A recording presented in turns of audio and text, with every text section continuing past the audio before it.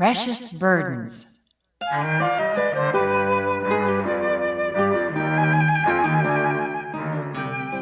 Several hundred years ago, there was a small city in Eastern Europe filled with friendly, happy people.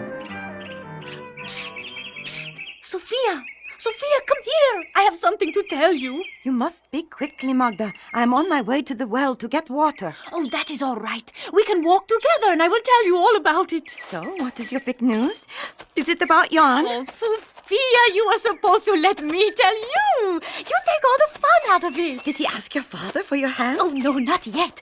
But he talked to me. He said as soon as he sells his wool, his father will talk to my father and arrange our marriage. Oh, that is only 2 months away.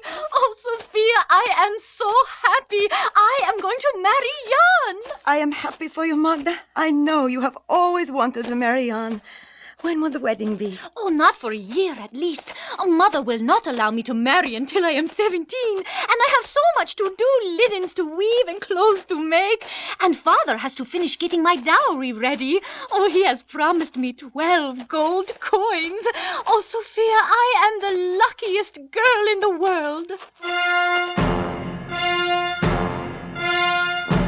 Her engagement to Jan was made official, and her father had gathered 8 of the promised 12 gold coins, when one day her peaceful world exploded.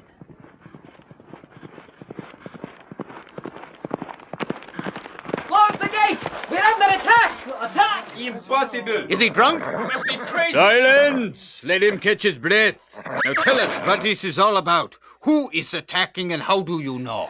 I have recently come from the king's court. There have been rumors of invaders from the east, from the great Khan. The king sent me to scout the borders of the country. There's a large force of armed horsemen just over the mountain, headed straight for this city. Ring the alarm bell! Call out the garrison!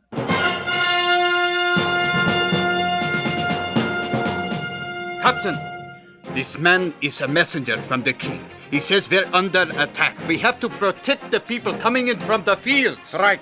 Mount up, men. Bring extra horses where you can.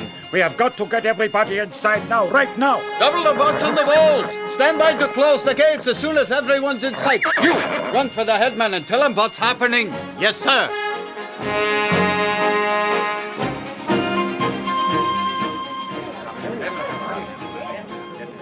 Fellow citizens, as headman, it is my duty to inform you of what is happening. The messenger has come to us from the court of the king to warn us of our danger. The army coming this way is led by a fierce warrior, a Khan who has never been defeated. He has already destroyed many towns in both Hungary and Poland. If a city resists him, he kills everyone in it, every man, woman, and child, and burns it to the ground. What if we surrender? Cities that surrender fare a little better. He kills only a few of the people, city officials, members of the garrison, the most prosperous citizens. Then he sells most of the others into slavery, loots everything of value, and leaves a few people to tend the fields and pay tribute money. Now that you know what we face, what say you citizens? Do we fight or do we surrender? I say we fight! Yes, fight! We'll never surrender. No, we never surrender! You have chosen my people. Now listen to me. If the Khan does not take the city immediately, he will besiege us. This siege could last for months. We must prepare for a long, hard struggle. I command you now to bring all your foodstuffs to the central storehouse and all your livestock to the marketplace. Food will be placed under guard and will be rationed equally. A guard will be placed at the cistern inside the walls, and water will be given to each household daily, according to the number of people in it. And now, take heart. It wasn't long before the Khan appeared at the gates of the city. He and his army looked fierce indeed, and they had about them the air of conquerors. Are you the head man of this city? I am the head man. Are you the Khan? Yes, and I lead the army of the great Khan. And I demand that you surrender your city immediately. We will not surrender. You are brave, but foolish. Do you not know that no city has yet successfully resisted my army? I give you one more chance to surrender. Save your city from the torch and your people from the sword. I have given you our answer. We will not surrender. Then you have chosen death. Servants of the great Khan, fire the gates. Burn them out! Archers, defend your city! The battle raged for days. Again and again the Khan flung his army at the walls. Each time the defenders beat them off, using every weapon at their command. At last, unable to defeat them by direct attack, the Khan laid siege to the city. His army camped around the walls, out of bowshot. The inhabitants couldn't get out for food or water or to go for help. For months, the siege dragged on. You have made a mistake. That is not enough water. I have 4 people in my family. I am sorry. The ration has been cut again. There has not been enough rain to fill the cistern. Look at how low the water level is. This is all I can give you. It is not enough. Not enough. How can I tell my family this is all?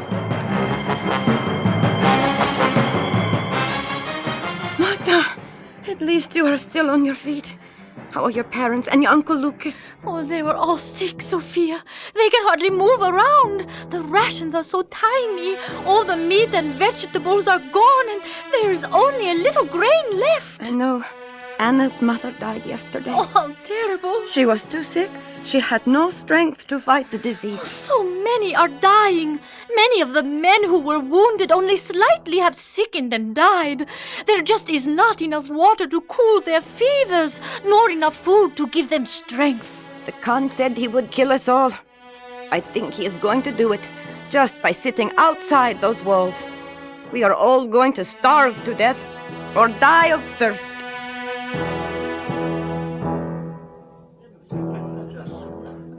Are you sure you want to come, Magda? Oh, yes, Jan.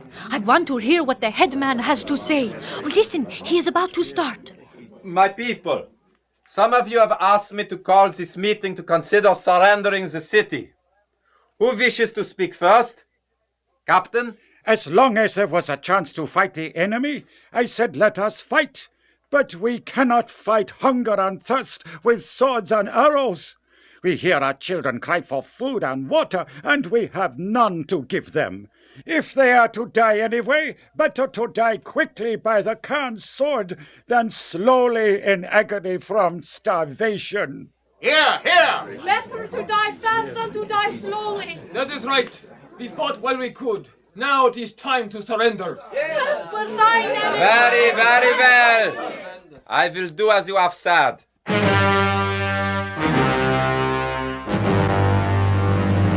You have signaled you wish to talk with me? Yes, Khan. We can hold out against the siege no longer. Our children die slowly before our eyes. We will surrender. You fought bravely. You have held out against the siege longer than I would have believed possible. Because you have been so brave, I will give one gift to your city. What is that? You understand that I must make an example. Other cities must not be allowed to think it is possible to resist me. Therefore, I must kill all the men and boys and burn the city to the ground. But I will allow the women and girls to leave. At dawn tomorrow, they may leave the city, taking with them whatever they can carry on their backs. My soldiers will not touch those burdens, even if they are your greatest treasures. This is my vow to you, the brave men of this city. Your terms are more generous than we had dared to hope. We accept. At dawn, tomorrow.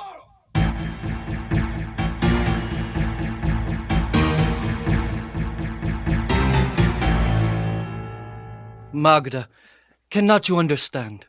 I do not mind dying so much, as long as I know you will live. Oh, Jan, cannot you understand? How can I bear to live if you die? Shh. Here comes your father. Oh, Father, I cannot leave the city while you and Jan stay behind. I cannot. You must, daughter. Here, take these. Oh, what are they? The 8 gold pieces I saved toward your dowry. This is the greatest treasure we have. Take it and use it to support yourself and your mother. I will not go. That is all there is to it. You are right, young woman. I will not go either. I do not want to live if my husband and son must die. I am staying too. I would rather die with my family than leave them behind. When the women refused to leave, the men were at their wits' end. But after a lot of discussion, a plan was formed.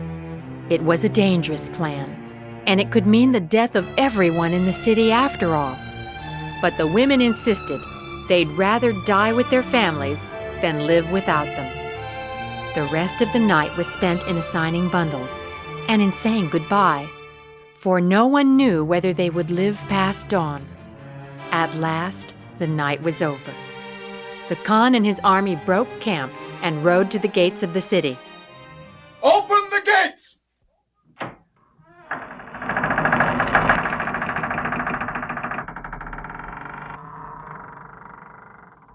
Send out the women and girls! As the Khan and his army watched, a long line of skirted figures walked through the city gates. They didn't look to the left or the right. They didn't look back at the city or forward toward the Khan. They just moved ahead, bent almost double beneath their heavy loads. The Khan and his soldiers were furious. How dare they? How dare they insult the Khan and deal so treacherously with him? We must fall upon them and kill them now! Put up your sword until the Khan gives the order. He's only waiting until they all get out, so we can get them all at once. Look, he's moving toward them now. Listen to him. Woman! What is that you carry on your back? My husband, great sir. And you? My son, Khan. You? This is Jan, my betrothed. I carry my father. It is my cousin. My husband. Silence! You dare to do this? I give you a gift I have given no other city, and you dare to reward me with treachery. It is no treachery, Khan. And who are you? I am Magda. Explain to me, Magda, why your action is not treachery. Mighty sir, you told us we could take from the city our greatest treasures. And sir, to us, there is no treasure greater than the lives of our loved ones. I have never seen such love as this. Return to your city in peace, all of you. I and my army will trouble you no more.